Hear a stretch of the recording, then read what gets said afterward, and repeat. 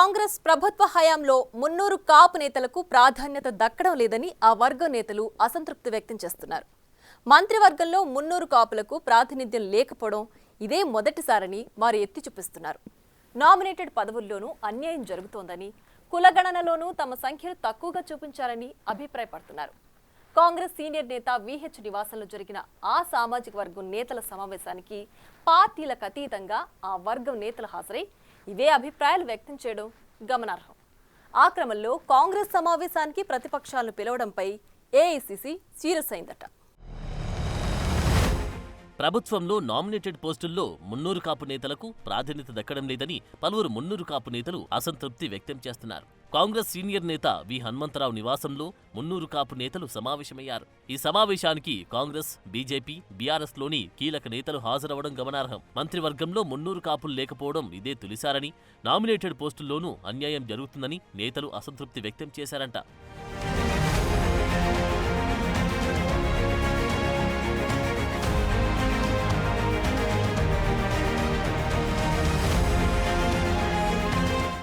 కులగణనపై కృతజ్ఞతా సభ పెడతామని ప్రభుత్వ విప్ ఆది శ్రీనివాస్ ఈ సందర్భంగా ప్రతిపాదిస్తే, కులగణనలో తమ సంఖ్యను తగ్గించి చూపించారని మున్నూరు కాపు నేతలు అభిప్రాయపడ్డారంట. ఆది శ్రీనివాస్ కి మంత్రి పదవి ఇస్తే అప్పుడు కృతజ్ఞతా సభ పెడతామని ప్రతిపాదించారట. బీజేపీ, బీఆర్ఎస్ పార్టీలో మున్నూరు కాపులకు దక్కిన ప్రాధాన్యత కాంగ్రెస్లో కరువైందని నాయకులు ఆవేదన వ్యక్తం చేసినట్టు తెలిసింది. తెలంగాణ ఏర్పాటు తర్వాత కేసీఆర్ కూడా మున్నూరు కాపుల ప్రాధాన్యత, రాజకీయంగా వారి ప్రాబల్యం గురించి 2 సార్లు మంత్రివర్గంలో తీసుకున్నారని గుర్తు చేసుకున్నారంట. గులాబీ బాస్ ఎమ్మెల్యేలు, ఎమ్మెల్సీలు, ఎంపీలుగా చివరికి నామినేటెడ్ పదవుల్లో కూడా తమకు అవకాశం కల్పించారని సీనియర్లు చెప్పుకొచ్చారంట. బీజేపీ కూడా మున్నూరు కాపు నేతలకు ప్రాధాన్యం ఇస్తుందని మున్నూరు కాపు నేతలు పార్టీలకు అతీతంగా అభిప్రాయపడ్డారంట.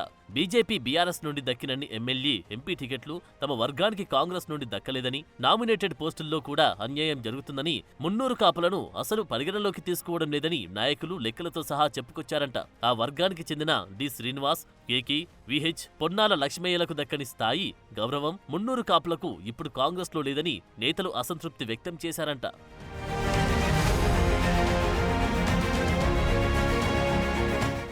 ఓ సామాజిక వర్గం మున్నూరు కాపుల పట్ల కుట్రపూరితంగా వ్యవహరిస్తూ దాడి చేసినంత పని చేస్తోంది. మన ప్రాధాన్యత తగ్గిస్తే మనం కూడా పార్టీకి ప్రాధాన్యత తగ్గించడం అనివార్యమని నేతలు తీర్మానించారట. ఈ మీటింగ్లో ఎమ్మెల్సీ తీన్మార్ మల్లన్న సస్పెన్షన్ అంశంపై కూడా చర్చ జరిగిందట. తీన్మార్ మల్లన్న ఎత్తుకున్న బీసీ నినాదం కరెక్టే, కానీ పార్టీ లైన్కు కట్టుబడి ఉండాలి. ఒక బీసీ నేతపైనే కాదు, పార్టీ లైన్ దాటిన ఇతర నేతలపై కూడా ఇదే రకమైన చర్యలుండాలని అభిప్రాయపడ్డ నేతలు అభిప్రాయం వ్యక్తం చేశారంట.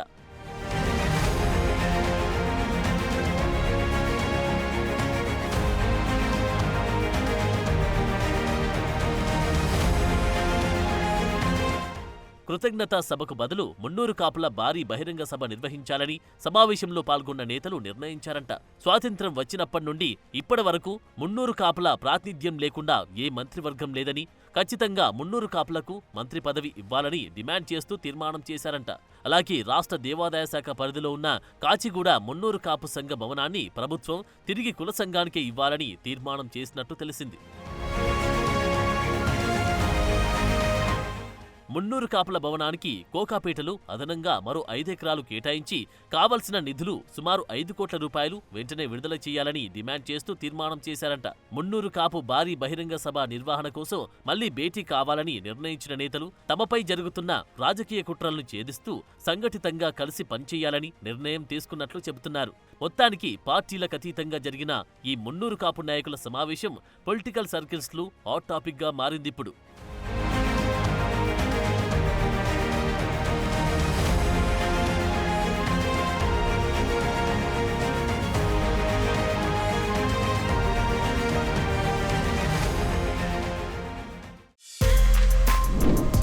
For more videos like this, subscribe Big TV channel.